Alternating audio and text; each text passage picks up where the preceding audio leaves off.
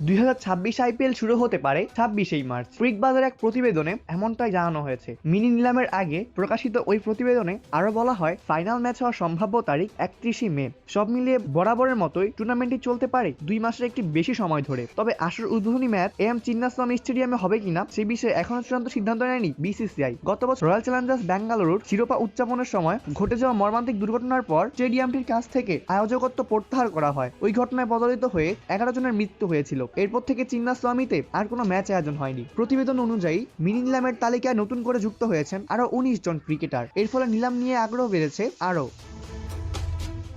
নতুন সংযোজিত তালিকায় বেশ কয়েকজন পরিচিত মুখ রয়েছেন। এই তালিকায় সবচেয়ে আলোচিত নামগুলোর একটি বাংলার অধিনায়ক অভিমন্যু ঈশ্বরন। ভারতীয় টেস্ট দলে সুযোগ পেলেও এখনো অভিষেক না হওয়ায় তাকে নিয়ে চলেছে বাড়তি আলোচনা। নিলামে তাকে নিয়ে ফ্রাঞ্চাইজিগুলোর আগ্রহ থাকবে কিনা তা অবশ্য নিশ্চিত নয়। আজ 16 ডিসেম্বর আবুধাবির এতিহাদ অ্যারেনায় অনুষ্ঠিত হবে আইপিএল এর মিনি নিলাম। সেখানে মোট 369 জন ক্রিকেটারকে তোলা হবে নিলামে। প্রতিটি দল সর্বোচ্চ 25 জনের স্কোয়াড পূরণ করলে নিলাম থেকে সর্বোচ্চ 27 জন ক্রিকেটার দল পেতে পারেন। নিলামে বিশেষ নজর থাকবে ক্যামেরন গ্রিনের দিকে। অস্ট্রেলিয়ান এই অলরাউন্ডারকে দলে নিতে কলকাতা নাইট রাইডার্স ও চেন্নাই সুপার কিংসের মধ্যে হবে তুমুল প্রতিযোগিতা এবং ধারণা করা হচ্ছে ক্যামেরন গ্রিনই হবেন 2026 আইপিএল মৌসুমের সবচেয়ে বড় আকর্ষণ। অপূর্ব দাস, প্লেভাস নিউজ।